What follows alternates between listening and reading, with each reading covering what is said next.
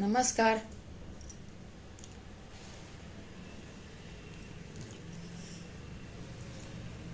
आता पोरांची शाळा सुरू झाली.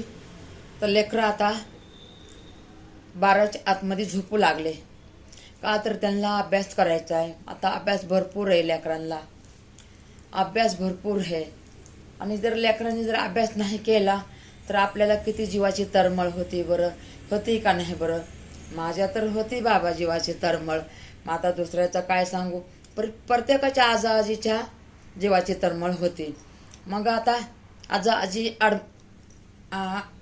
अनाडी असतात.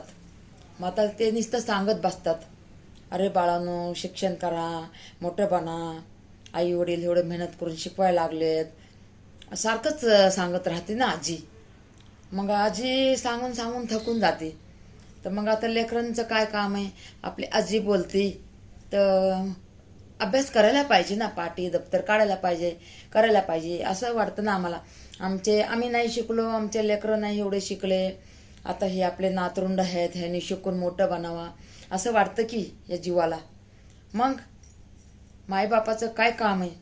मायबापानी पटापटा स्वयंपाक पाणी करायचं आईनं, त्याची बॅग घ्यायची, मुलांची बॅग घ्यायची, रूममध्ये बसायचं, कुठं पण जिथं मोकळी जागा आहे तिथं बसायचं, बॅग काढायची, पुस्तकं त्यांना बोलवायचं, पोरांना बोलवायचं, इकडे या रे जरा, त्याला म्हणायचं इकडे या रे जरा, मी बॅग आणली इथं, हे बघ बाबा मी बॅगी आणल्या, आता हे काढा, पाटी दप्तर वह्या पुस्तक काढा बरं आणि अभ्यासला बसा बरं. आणि तेवढं जर केलं तर ते लेकरं का नाही घेऊन बसणार. तुम्ही नुसतंच म्हणणार, आजीचं कोण ऐकतो. पण तुम्ही नुसतंच म्हणणार, अरे कर की अभ्यास, अरे कर ना अभ्यास, अरे अभ्यास करा रे. करणार का लेकरं.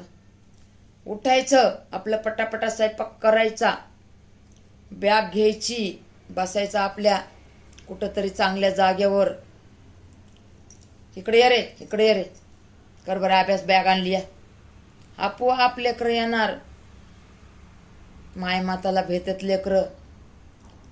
बापाचं बी काम आहे, असं थोडं माईचंच काम आहे, बापाचं बी काम आहे. ए या रे इथं अभ्यास करा, चला. मी माझ्याच घरचं नाही सांगत बरं का, कुणाला राग नका येऊ देऊ. प्रत्येकाच्या घरचं सांगते मी, प्रत्येकाच्या घरचं.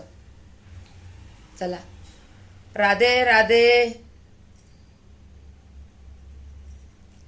माझा सगळ्यांना मोठा आशीर्वाद. राग आला का मी बोललेला. नाही ना, नाही आला ना राग.